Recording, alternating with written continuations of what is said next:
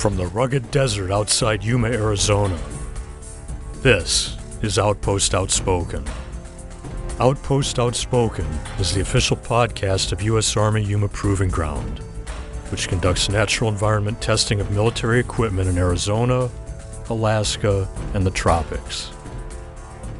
Hello, I'm your host for this segment of Outpost Outspoken, Ana Henderson. Today I welcome longtime Yuma Proving Ground employee Quentin Sorenson. He is currently the acting lead for the Mortars 1 team in the Munitions and Weapons division. Welcome, Quentin. Hey. Before we get into your current role, tell me about your start at YPG. Now, your degree is in mechanical engineering. What interested you in mechanical engineering? I grew up always interested in building and designing things. Legos, Tinker Toys, all those kind of construction toys and construction sets and things that kids had. Those were always my favorite things, was to build something of my own to take it out and play with. And then as I played with it, to improve it and build on that and make it better. As I got older and realized, that's what engineers do. I want to be an engineer. And about the time I got into high school, I realized that probably mechanical would be the one I most liked, just because it was the most diverse. Most engineering, or a lot of the other engineering fields, kind of get very pigeonholed, right? You do one thing, and civil does buildings or roads or things like that. And I just like mechanical, I can go anywhere. I can do a lot of things with the mechanical. People have moving parts and lots of things. So I was like, that just opens my opportunities. And as I started into my college courses, I was like, this is the right place. I'm not moving. I like what I'm doing. I like the ideas that we're studying. So just kind of stuck with it. And you're from Yuma, but you didn't really know that you had an opportunity to use your degree as a mechanical engineer here until a close friend told you about it? Yeah, so my family moved here in 92 to Yuma, and I'd heard about YPG. Drove past it all the time. Was like, there's the big guns out there. But I didn't really know what was going on. I knew, people jumped out of airplanes sometimes because you'd see them. But I didn't realize what all was here at YPG and what was going on. And as I was getting close to finishing up college, a friend of the family who we'd gone to church with, a former employee who was the head of animal management, Chuck Butler, was telling my parents, they hire engineers out at YPG. He's like, let me get you some information. And he got me at the time, EC3's contact information. And I jumped on their website and I put out, maybe 50 applications, different jobs all over the place. And this was the only one that responded at all. And I was like, maybe I'm just supposed to go back to Yuma. So I've been here for 16 years now. It's meant to be. Now, you have been a test officer, like you said, for 16 years. Tell me about your job. So I came in on a program called NLOS in the mid to mid 2000s. They had started doing this whole revamp, trying to put everything in the Army onto one chassis and simplify things and this kind of big program. And so I was working on the self-propelled howitzer version of that when I came in, and I spent the first year and a half or so doing that. And then when that program got changed to something else, they started moving me around. And since then I've done a little bit of everything. If M&W does it, I've probably had my fingers in it. I've tested propellants, I've tested projectiles, I've tested weapon systems, I've tested whole vehicle things, not just the guns. I've done all kinds of testing. Been out here at nights, all night doing stuff. I've been out here on weekends. I even got the fortunate experience of coming out on a holiday one time and happened to leave my family at the lake because, deadlines needed to be met. But I have seen a little bit of everything. It's been a lot of fun and a lot of excitement, a lot of different things. So it provided you that diverse opportunity that you were looking for when you originally chose mechanical engineering. Yeah, it's been very diverse. I have changed programs and teams several times. M&W needed some help doing this or that, and they just moved me over to somewhere else, and I pick it up and go with it. It's been great. I was speaking with the summer interns earlier, and they talked a lot about that the job here isn't just engineering. It's like a circle of work that you do when it comes to managing a program and managing the money, managing the people. So they talk a lot about the soft skills that it takes and just the whole picture. Do you find yourself dealing with all of that as a test officer? Yeah, so this was a very different job than what I had expected. Going through the engineering program in college, you get the idea that you're going to come out, okay, you're in charge of this little widget, and you'll work your way up eventually to some kind of management position. And this one, you just kind of skip all that. You go straight into the project management. And they put you in there and they're like, okay, here's this project that we need done. And it may be a day or two project, or it may be a long-running multi-month or multi-year project. And it's like, here you go. You need to figure out your schedule, your budget. You got to work with the people. You got to manage all of this. You got to keep things flowing. You got to communicate locally and with people outside of YPG. And I find that I did not miss the opportunity to do like the small detail design. And I really enjoyed the project management aspect. I came in and got some information from my team lead at the time when I started. And she said, look, the people on the ground can really determine how well things go. And so I always tried to make sure that I was running a team rather than directing my minions, kind of, right? Right. So I wanted to make sure people felt like they knew they had some say in what was going on. And I feel like I have always been able to get whatever I asked for. People know that I'm being honest with them and that I'm going to treat them with respect. And that if they want to disagree, that I'm willing to listen. And I think it's done me a lot of good because I have never had a program not finish on time unless there was some kind of catastrophic mechanical failure with parts or something. It's always worked out. People have always stepped up and given me whatever I needed. You started as a new test officer. Now you are a senior test officer. How do you help guide this newer generation? So I think it goes back to the same thing I was saying about what I felt like I'd learned, that if a test officer will learn to work with his people rather than tell the people what to do, that it's going to help him get the project done. It'll help him with his relationship with the people. And then the various support groups are going to want to work with you. They're going to want to put out extra effort. And then when people like you and you have a relationship, you can count on them to help you out and to support you. And I think it just helps a lot of people understand that, as I've tried to tell that to everybody. Look, you're not doing this alone. And if you don't have their buy-in and their support and their help, you're never going to get anywhere. And I've tried to pass that on the same way it was given to me in the hopes that they can grow and develop and have that and feel like they're being successful. And you're currently the acting lead.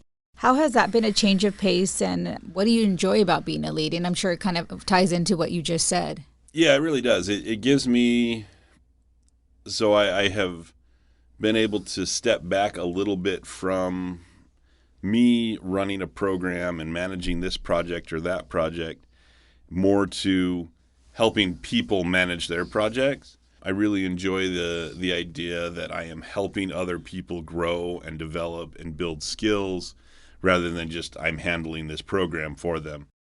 So it's been nice. I'm really hoping that the next opportunity that comes up, that when I can apply, I'm really hoping I can get that, because I'd really like to make this a permanent deal. I've really, really enjoyed helping other engineers develop those skills, and I feel like that would be a good change of pace to do more of that and less of the program management. Well, it's always important to pass down that institutional knowledge and pass down the information that you've learned, because, again, like you said, you've been through the paces.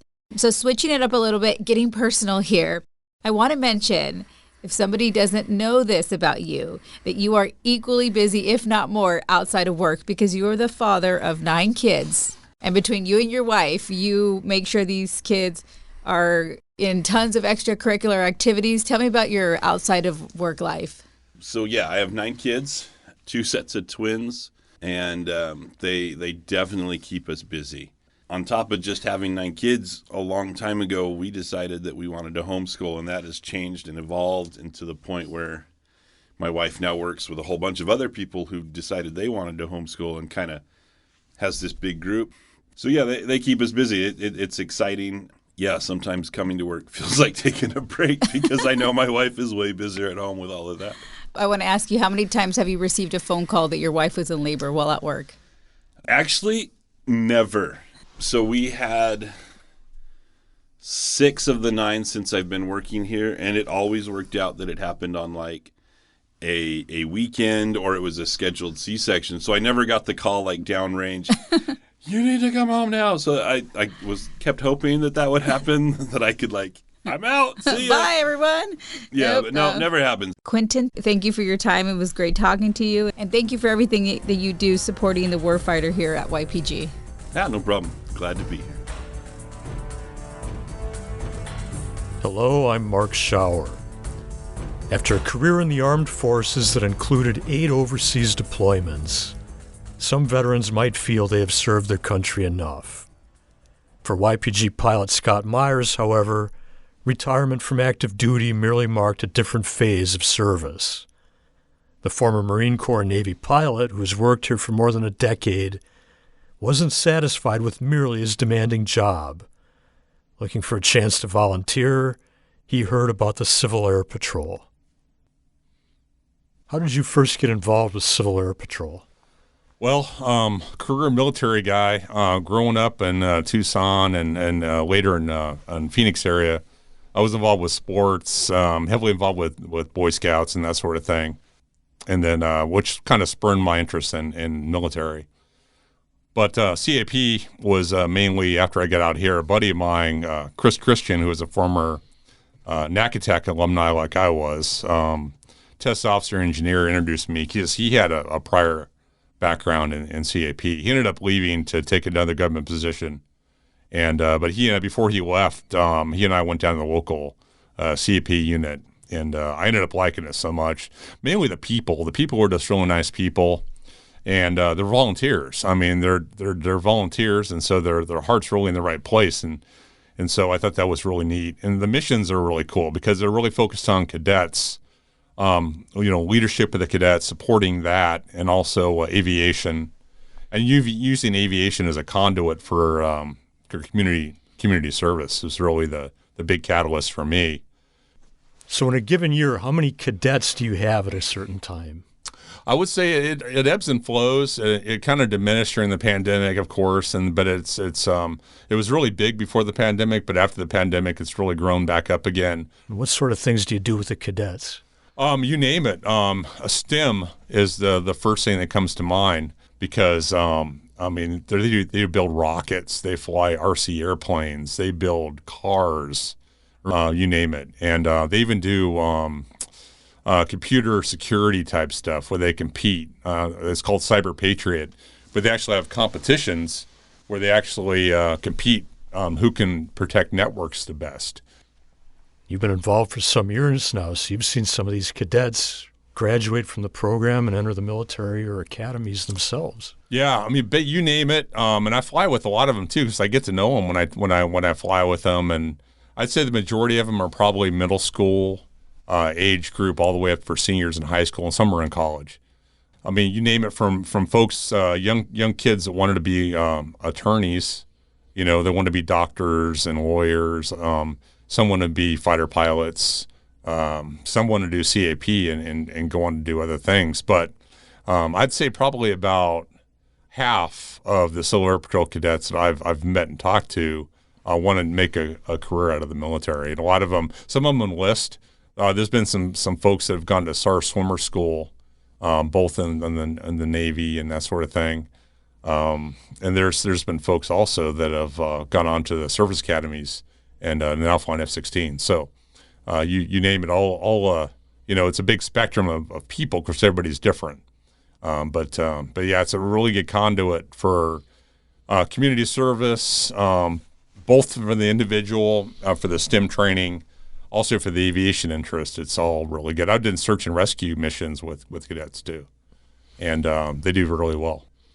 Now, recently you flew a mission of mercy for a non-human passenger. What was that about? Yeah, that was interesting. Another CAP member, buddy of mine, and also involved with leadership in CAP, he needed a check ride. I'm a check pilot. I'm a mission pilot and a check pilot.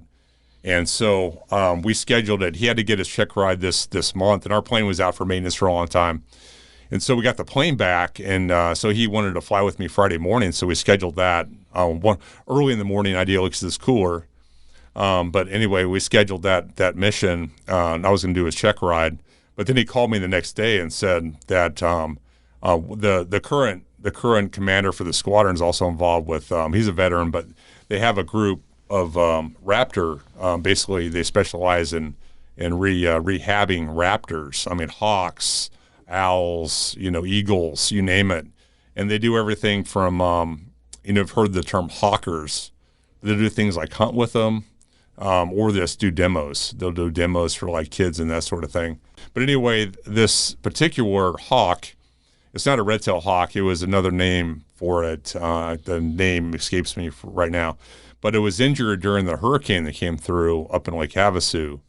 But whoever found it notified a local vet service who knew about the Raptor Rehab Group here in Yuma, contacted, and plus Yuma is pretty close to Lake Havasu, and contacted the group down here, and they were going to euthanize the hawk because the hawk, 2 good wings, strong legs, the body was fine, except for the jaw. The jaw was broken. And so the hawk had some kind of impact injury during the storm and had a broken jaw. So the hawk couldn't survive on its own and needed help, nourishment through droppers or whatever they used to give the hawk nourishment and hydration. But the hawk needed definitely human intervention to survive. But there was a group up in the Phoenix area that specialized in wildlife refurbishment, getting back to health. But this particular hawk, they found out about it, and they said, hey, don't euthanize the hawk. Get it to us. We think we can help it. And so I got the call that in addition to giving this individual a check ride, if we could also fly the hawk to Phoenix Deer Valley Airport and then drop it off, they were going to meet us to this rehab group, and then met up with some really nice folks, 2 ladies that were associated with this rehab organization. I didn't even think to ask her what her name was, but she expertly reached in the box, grabbed the raptor by the legs, flipped it upside down, checked it out. Everything worked. The wings, the legs were fine, turned it upright. And then Stuart and I were both just enthralled by this raptor, seeing this hawk up that close. So we're taking pictures of it and really impressed with how she handled the bird. And I told her, just smiling, that I think that she did this a few times in the past. And she said she did. She had some experience handling raptors of this type. So, how's the hawk doing right now? Fine. As far as I know, the hawk's doing fine. From what I've been told, the way they do it is they actually go in and wire the jaw shut, and they let it heal up, and they feed the patient intravenously, same just like a human, and so they feed the bird intravenously and let the jaw bones heal, and then after a few weeks, the bones are refused. They take the wires out, and then let the raw hawk get used to using its jaw muscles again and get strong again, health-wise. Do you get a sense of satisfaction from all the aspects of your Civil Air Patrol service? Absolutely. I mean, I love CAP, everything about it. I love to teach, and that's part of CAP, and really enjoy teaching kids, and adults, and then seeing them grow and learn, and really enjoy the interaction. And I truly feel that teaching is just an extension of learning. Scott Myers, it's really good visiting with you today. Hey, you too. You too. Always. Good time. Thanks.